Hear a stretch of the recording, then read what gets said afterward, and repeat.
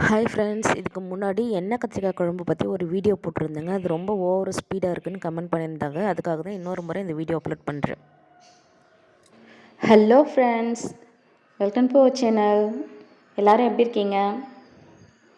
ஓகேங்க, இப்போ நம்ம வீடியோக்குள்ளே போகலாம். எல்லாருக்கும் ரொம்ப பிடிச்சமான ஒரு ரெசிபி தான் இப்போ நம்ம பார்க்க போகிறோம். எண்ணெய் கத்திரிக்காய் குழம்புங்க. அதுக்கு தேவையான பொருட்கள்: பட்டை, கிராம்பு 3 எடுத்திருக்கேன், 2 பட்டை, சோம்பு எடுத்திருக்கேன், பூண்டு பற்கள் ஒரு 10, இஞ்சி ஒரு துண்டு, 4 தக்காளி, 4 வெங்காயம் எடுத்துருக்கேங்க. உங்களுக்கு கிரேவி எந்த அளவுக்கு தேவையோ அதுக்கேற்ற போல் நீங்கள் வெங்காயம் தக்காளி எல்லாம் சேர்த்துக்கலாம், கூடவோ குறைக்கவோ செஞ்சுக்கலாம். முள்ளு கத்திரிக்காய் எடுத்திருக்கேன். இப்போ ஸ்டவ் ஆன் பண்ணி ஒரு எம்டி பேனில் ஹீட் பண்ணுங்கள். ஹீட் ஆனதும் அதுக்கு தேவையான அளவு எண்ணெய் போட்டுக்கலாம். எண்ணெய் இந்த ரெசிபிக்கு கொஞ்சம் ஜாஸ்தியாகவே தேவைப்படுங்க. குழம்பே எண்ணெய் கத்திரிக்காய் குழம்பு பேரே அதிலே தெரிஞ்சிருக்கும் உங்களுக்கு. இப்போ ஆயில் சூடேறிச்சு. நம்ம வச்சுருந்த பட்டை, கிராம்பு, சோம்பு போட்டாச்சு. அப்புறம் பூண்டு, இஞ்சி ரெடி பண்ணி வச்சுருந்தோம் இல்லைங்களா, அதுவும் போட்டு நல்லா ஃப்ரை பண்ணிக்கோங்க.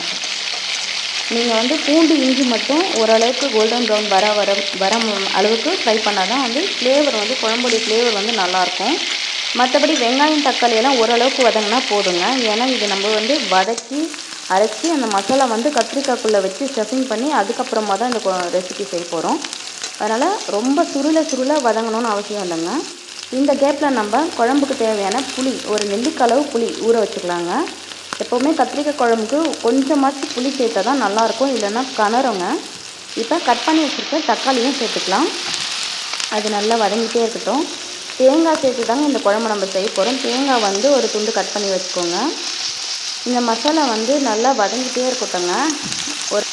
ஓரளவுக்கு வதங்கி வந்த பிறகு நம்ம ஆஃப் பண்ணிக்கலாம். அதுக்குள்ளே வதங்கிட்டே இருக்கட்டும். நம்ம கத்திரிக்காய் ஸ்டஃபிங்க்கு தேவையான கத்திரிக்காய் ரெடி பண்ணிக்கலாம். இப்போ இந்த கத்திரிக்காய் 2 டைப்பில் கட் பண்ணி யூஸ் பண்ணலாங்க. உங்களுக்கு எது வேணுமோ நான் ரெண்டுமே காட்டுறேன். உங்களுக்கு எது வேணுமோ அது போல் யூஸ் பண்ணிக்கோங்க. இந்த காம்பு பகுதியை மட்டும் கட் பண்ணிவிட்டு இது போல் கோடு கோடாக போட்டு உள்ளே நம்ம மசாலா வைக்கிறதுக்கு ஏற்ற மாதிரி உங்களுக்கு எத்தனை கோடு வேணுமோ அதுக்கேற்ற மாதிரி போட்டுக்கலாம். இது போல் ஒன்று கட் பண்ணலாம். இன்னொரு மெத்தட் மேலே காம்பு கொஞ்சம் அடியில் காம்பு விட்டுட்டு மேலே இருக்கிற காம்பை மட்டும் எடுத்துகிட்டு இது போல் கோடு கோடாக போட்டு யூஸ் பண்ணிக்கலாங்க. உங்களுக்கு இது 2ல் எது வேணுமோ அதை போல் பண்ணிக்கலாம். இப்போ கத்திரிக்காய்க்குள்ளே வைக்க வேண்டிய மசாலா ரெடி பண்ணிக்கலாம். ஃபஸ்ட்டு ஜாரில் தேங்காய் ஒரு சுற்று போட்டு அரைச்சி எடுத்துக்கலாங்க. அப்போ தான் மசாலா அரைக்கும் போது அது எந்த டிஸ்டர்பன்ஸும் இல்லாமல் இருக்கும், நைஸாக வரும் மசாலா. ஃபஸ்ட்டு அரைச்சி எடுத்தாச்சு. இப்போ நம்ம ரெடி பண்ணி வச்சுருந்த வெங்காயம், தக்காளி, பூண்டு, இஞ்சிலாம் போட்டு ரெடி பண்ணி வச்சுருந்தாங்களோ அதையும் போட்டுக்கலாம். ஆற வச்சுட்டு அப்புறமா அரைங்க. இன்னும் ஹீட் ஆறல, நான் ஆறின பிறகு தான் அரைச்சி எடுக்க போகிறேன். இப்போ மசாலா அரைச்சி எடுத்துக்கலாம். அரைச்சி எடுத்தாச்சுங்க. இதில் நம்ம காரம், உப்பு ஆல்ரெடி நம்ம தாளிக்கும் போதே போட்டோம், மசாலா வதக்கும் போதே. இப்போ மிளகாய் பொடி போட்டுக்கலாங்க. உங்களுக்கு வேணும்னா கரம் மசாலா பொடி சேர்த்துக்கலாம். நான் சேர்த்துக்கல, ரொம்ப ஓவர் ஃப்ளேவர் ஆகிடும்னு சொல்லிட்டு நான் சேர்த்துக்கல. நீங்கள் வேணும்னா சேர்த்துக்கலாம். நல்ல கறி குழம்பு மாதிரி இருக்குங்க இது சாப்பிட. மிளகாய் பொடி நான் 2 டேபிள் ஸ்பூன் போட்டு மிக்ஸ் பண்ணி எடுத்துக்கிட்டேன். இப்போ உங்களால் காரம் டேஸ்ட் பண்ணி பார்க்க முடியலனாலும் இந்த ஓரளவுக்கு கத்திரிக்காய் வதங்கி வருது இல்லைங்களா, அந்த டைமில் கூட உங்களுக்கு தேவையான அளவு காரம் சேர்த்துக்கலாம். நான் சொல்கிறேன். இப்போ நான் ஒரு கத்திரிக்காய்க்கு இந்த மாதிரி ஸ்டஃபிங் வச்சு காட்டுறேன். இதே போல் நீங்கள் எல்லா கத்திரிக்காய்க்கும் உள்ள மசாலா வச்சு ரெடி பண்ணி எடுத்துக்கோங்க. ஒரு கத்திரிக்காய்க்கு மட்டும் வச்சுருக்கேன். எல்லா கத்திரிக்காயும் அதே மாதிரி வச்சு ரெடி பண்ணி எடுத்துக்கோங்க. எடுத்தாச்சுங்க, எல்லாமே வச்சாச்சு. இப்போ மீதம் ஜாரில் கொஞ்சம் மசாலா இருக்குது இல்லைங்களா, அதுவும் நம்ம கத்திரிக்காய் வதங்கின பிறகு ஓரளவுக்கு வதங்கி வந்த பிறகு சேர்த்துக்கலாம். இப்போ நம்ம மசாலா வறுத்த அதே பேனில் ஆயில் போட்டுக்கோங்க. தாளிக்க ஃபஸ்ட்டு நான் கடுகெல்லாம் போடல இல்லைங்களா, மசாலா வதக்கி அரைக்கிறதுக்காக ரெடி பண்ணேன். இப்போ போட்டுக்கலாம். கடுகு, கருவேப்பிலை கொஞ்சம் போட்டிருக்கேன். கருவேப்பிலை பொரிஞ்சு வந்த உடனே நம்ம ரெடி பண்ணி வச்சுருக்கோம் இல்லைங்களா, மசாலாலாம் போட்டு கத்திரிக்காய், அதையும் இதில் சேர்த்துக்கலாம். சேர்த்துட்டு நல்லா கலந்து கொடுங்க. நல்லா கலரி விட்டுக்கிட்டே இருக்கணுங்க, இல்லைன்னா அடி பிடிச்சிடும். அங்கேயே நின்று ஒரு நிமிஷம் நல்லா கலரி கொடுத்துட்டே இருங்க.